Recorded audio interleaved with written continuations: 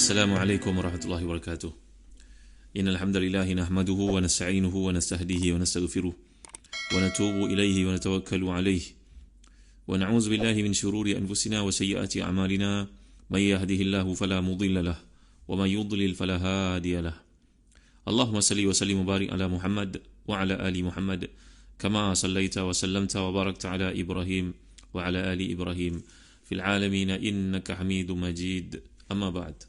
Muslim-muslimat rahmati dan dikasihi sekalian, kita masih lagi dalam ayat yang ke-15 menerusi surah Yusuf. Bagi tuan memiliki tafsir Ibn Katsir, turun buka jilid yang keempat muka surat 553. Firman Allah SWT, A'udzu billahi minasyaitonir rajim. Falamma zahabu bihi wa ajma'u ay yaj'aluhu fi ghayabatil jub wa awhayna ilayhi latunabbi'annahum bi amrihim hadha wa hum la yash'urun. Maka tak kala mereka membawanya dan sepakat masukkannya ke dasar perigi, lalu mereka masukkan dia dan di waktu itu dia sudah berada dalam perigi, kami wahyukan kepada Yusuf, sungguhnya kamu akan menceritakan kepada mereka perbuatan mereka ini sedang mereka tidak ingat lagi. Jadi kata Imam Ibn Katsir, menerusi ayat ini, wa awhayna ilayhi latunabbi'annahum bi amrihim hadha wa hum la yash'urun. Ini kami wahyukan kepada Yusuf, sungguhnya kamu akan menceritakan kepada mereka perbuatan mereka itu sedang mereka tidak ingat lagi. Jadi Allah menyatakan kelembutan, rahmat dan kemudahan yang diberikan kepada Yusuf waktu kesulitan. Jadi ketika mereka mencampakkan Yusuf dalam perigi, datanglah Jibril AS beri ilham dan juga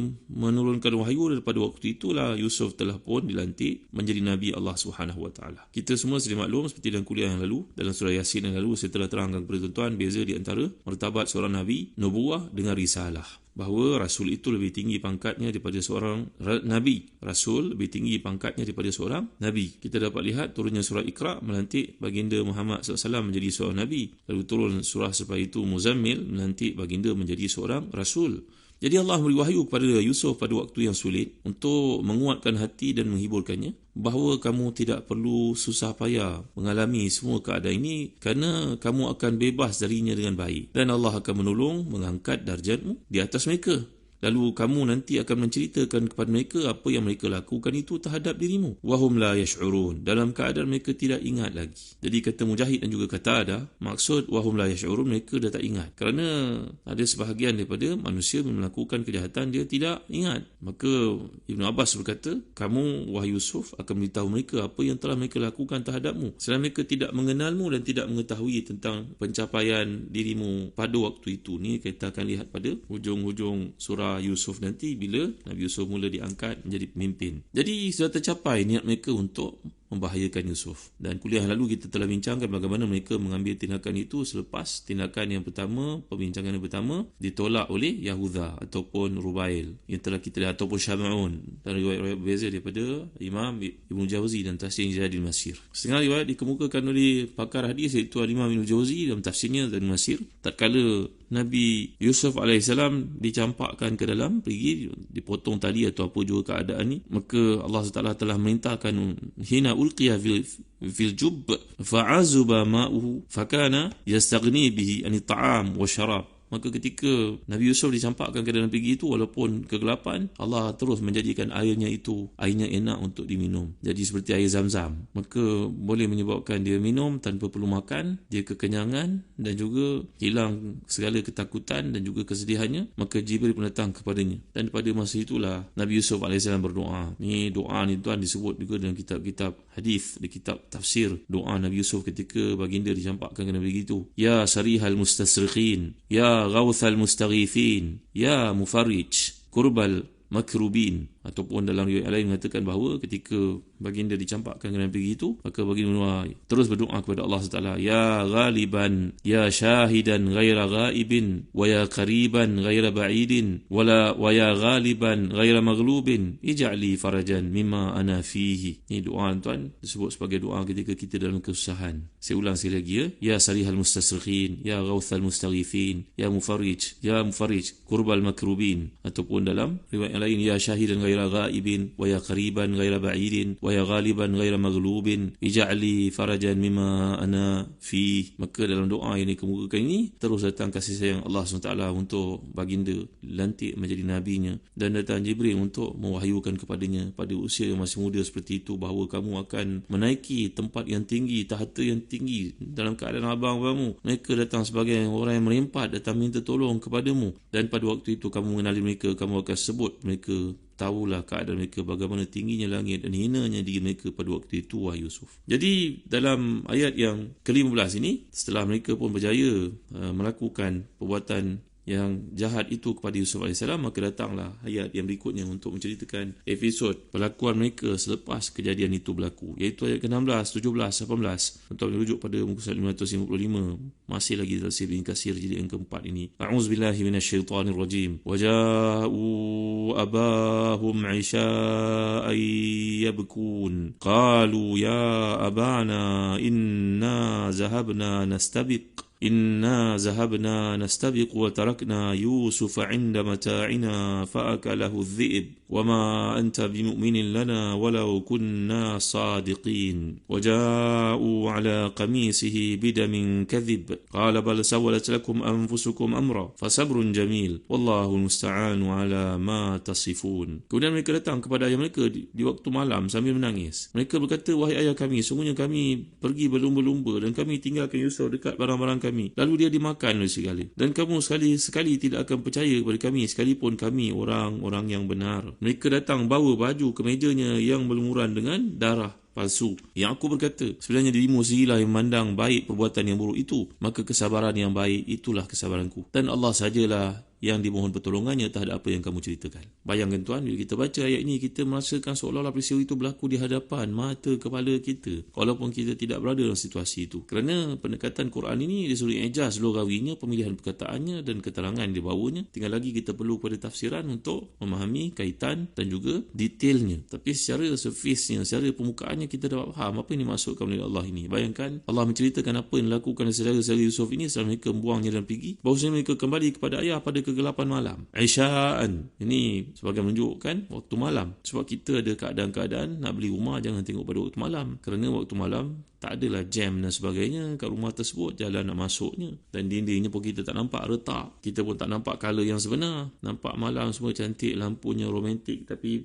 bila kita memiliki rumah tersebut, barulah kita sedar nak sampai ke situ perjalanan yang sepatutnya pendek menjadi panjang. Maka dari sudut persaksian, waktu malam bukan waktu yang tepat, tapi mereka tahu memanipulate keadaan. Mereka menyatakan rasa duka cita kepada ayah dengan mengatakan bahawa inna zahabna nastabiq, kami pergi berlumba-lumba, maksudnya pergi memanah, wa tarakna Yusuf 'inda mata'ina. Ini ada satu perkara sebagai satu lawak lah untuk tuan-tuan. Kalau tuan-tuan melihat bahasa Arab ni penting kepada hukum wakaf ibtidak. Itulah sebabnya Allah yarham Tan Sri Datuk Hassan Azhari berusaha bersungguh-sungguh selepas menjadi hakim pada peringkat antarabangsa musabaqah, melihat antara kelemahan orang-orang kita ni, bahawa mereka ni tidak faham bahasa Arab walaupun bacaannya sangat bagus, tajwidnya sangat bagus. Lantaran mereka berhenti di tempat yang salah, maknanya berubah kalau kita berhenti di tempat yang salah. Sebagai contohnya ayat ini, kalau seorang yang nafasnya pendek, pada ayat ke-17, qalu ya abana inna zahabna nastabiq wa tarakna Yusuf 'inda mata'ina fa'akalah. Maksudnya apa? Kalau kita berhenti kat perkataan fa'akalah, maknanya memang totally berubah. Mereka berkata kepada ayah, kami pergi, kami berlumba-lumba, lari dan sebagainya, kami tinggalkan Yusuf dekat barang-barang kami, lalu dia makan barang-barang tersebut. Kan kesalah maksud dia, tuan. Dia kena berhenti pada perkataan fa'akalahu dhi'b. Kami tinggalkan Yusuf bersama dengan barang-barang, lalu dia dimakan serigala. Yusuf yang dimakan serigala. Tapi kalau kita berhenti dekat fa'akalah, maknanya kita menceritakan kita tinggalkan Yusuf bersama dengan makanan yang kita bawa, Yusuf makan makanan itu. Berbeza daripada makna dikehendaki. Ini kalau orang faham bahasa Arab, dia akan ketawa mendengar kita berhenti di tempat yang salah. Walaupun perkara tersebut jangan berlaku, tapi itulah penekanan yang diambil oleh Allahyarham Tan Sri Datuk Hassan Azhari dalam kajian beliau, supaya umat Islam tidak tersilap berhenti di tempat yang mereka baca. Kerana salah satu maksud yang dikemukakan warattil Quran tartila itu, maksudnya tajwidul huruf wa ma'rifatul wuquf. Bukan setakat tajwid huruf saja, tapi kita kena berusaha untuk faham di mana tempat berhenti dan tempat ambil bacaan semula. Jadi maksud mereka ni, kami pergi berlumba, mana kami tinggalkan Yusuf dekat barang-barang kami, pakaian, makanan, fa'akalahu dhi'b, maka dia dimakan serigala. Demikianlah apa yang disebut oleh ayah itu akhirnya menjadi kenyataan. Muslim-muslimat hati dan dikasihi sekalian. Jadi dalam ayat ini, ketika mereka meminta maaf itu, mereka mengemukakan kata-kata dusta. mereka kembali pada Yaqub di hujung hari, waktu malam, waktu Isyak disebut dalam Quran, waktu dah gelap, mereka kembali dengan menangis dan menampakkan raut wajah, meminta belas kasihan, meminta diampunkan. Mereka berkata dan memohon keampunan ini tadi, sungguh kami pergi berlumba-lumba dan melempar anak panah. Kami tinggalkan Yusuf bersama pakaian barang-barang kami untuk dijaganya. Kemudian seekor serigala datang memakannya. Ini yang buatkan kami sedih dan gelisah. Kami pun mengetahui bahawa ayah tidak akan percaya kepada kami. Meskipun apa yang kami kabarkan ini adalah kebenaran. Kami bawa bukti kepadamu. Bagaimana mungkin kau menuduh bahawa kami yang melakukannya? Hendaklah kau maafkan kami, wahai ayah. Kerana engkau mengetahui perkara ini aneh. Memang aneh. Tak masuk akal. Agaknya begitulah kata mereka. Kerana dia suruh penggunaan uslub iqna' yang mereka lakukan ini, intinya engkau tidak akan percaya pada kami.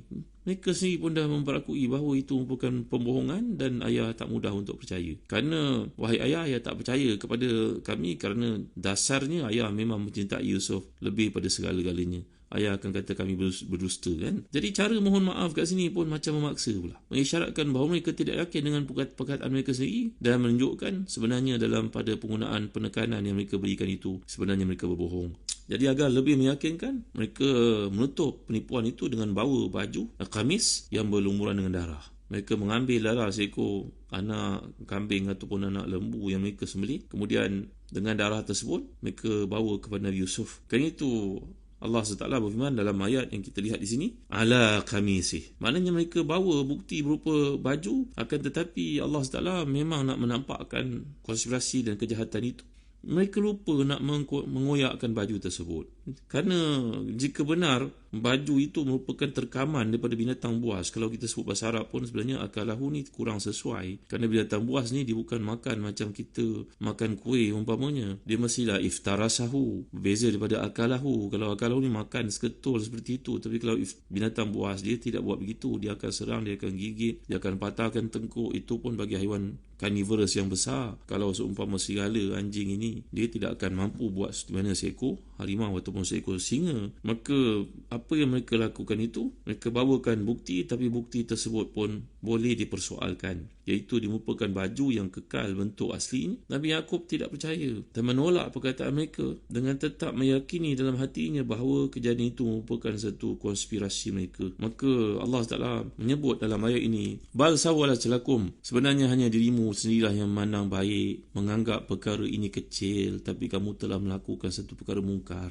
Aku akan bersabar dengan penuh keikhlasan terhadap urusan yang telah kamu rencanakan. Itu demikian maksud ayat ini kalau kita faham. Dan hanya kepada Allah lah aku mohon pertolongan agar dia menghilangkan kesulitan itu dan memberi pertolongan dengan kelembutannya. Dan bersabar, itulah yang terbaik buatku. Itu sebab bila Nabi SAW menceritakan tentang kisah ini, bahawa Nabi ketika ditanya tentang sabar yang baik, maka Nabi menjawab, sabar yang tiada pengaduan padanya. Inilah dia sabar yang telah ditunjukkan oleh Nabi Allah Yaqub AS. Bahawa disebut dalam kitab-kitab tafsir, akhirnya Nabi Yaqub berkata kepada anak-anaknya itu, alangkah bijaksananya kamu, wahai serigala. Kamu makan anak aku, tapi tidak mengoyakkan pakaiannya langsung. Jadi kita dapat lihat sebagai pengajaran dalam bahagian ini, saudara Nabi Yusuf ini telah menyembunyikan kejadian sebenarnya kepada ayah dan menampakkan pendustaan terhadap janji mereka bahawa mereka akan menjaga Yusuf AS. Bahawa mereka ini kumpulan, kelompok yang kuat, usbah, bahawa kesatuan yang kukuh yang mampu menjaga Yusuf daripada sebarang perkara yang tak diingini. Jika memang demikian, mengapa mereka tidak mampu menghalau seekor serigala yang disebut dalam ayat itu, fa'akalahu dhib. Seekor je serigala datang, kami orang ramai duduk tercengang, tercegat, tak boleh nak buat apa. Jadi kekejaman dan juga kejahatan dilakukan oleh saudara Yusuf terhadapnya ini melebihi apa yang mereka lakukan kepada ayah mereka. Mereka buang Yusuf ke dalam pergi, menanggalkan pakaiannya. Dalam hati mereka memang tersimpan sifat, sikap, kekejaman, kedengkian dan kezaliman melebihi perkara yang lain. Mudah-mudahan Allah beri kepada kita pengajaran sesuai seperti disebut oleh Al-Imam Al-Baghawi dalam tafsirnya, bahawa inilah yang dimaksudkan sebagai ayatul lisailin, iaitu ini merupakan satu ibrah kepada orang nak mengambil pengajaran, ibratun lil mu'tabirin, fa innaha tashtamil ala hasad ikhwat Yusuf وما آل إليه أمرهم في الحسد وتشتمل على رؤياه وما حقق الله منها وتشتمل على صبر يوسف عليه السلام على قضاء الشهوة وعلى الرق وعلى اللبث في السجن وما آل أمره من الملك Ini semua akan kita lihat dalam ayat berikut, bagaimana pengajaran demi pengajaran dapat kita kutip daripada episod demi episod yang kita lalui ini. Mudah-mudahan Allah beri pada kita kekuatan, kesuburan iman dan mampu menghadapi hari-hari yang depan berpandukan kepada apa yang dibawakan oleh Al-Quran ini. Wallahu a'lam. Sallallahu ala sayyidina Muhammad wa ala alihi wa sahbihi wa baraka wasallam. Walhamdulillahirabbil alamin. Wa barakallahu fikum. Wassalamu alaikum warahmatullahi wabarakatuh.